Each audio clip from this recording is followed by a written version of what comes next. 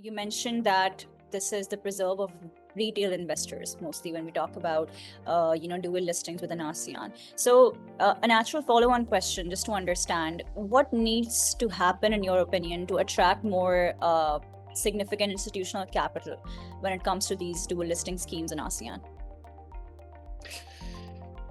Well, I think it's more about having some of the large. I mean, I mentioned the two big tech listings in New York, for example, which are both domiciled in Singapore, being Grab and C Limited.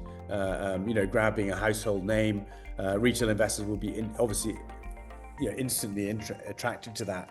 But for Asian institutional investors, being able to access the stock in the local market would be, quite a big positive for them. So they don't need to buy in New York. They can actually invest in the local market. I mean, they're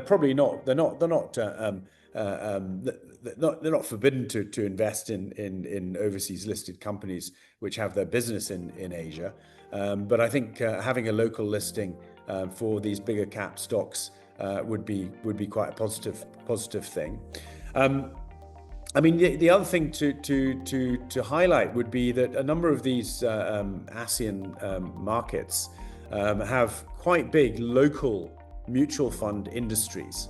Now, those local mutual fund industries tend not to invest, offshore. They tend to focus more on investing in domestically listed stocks.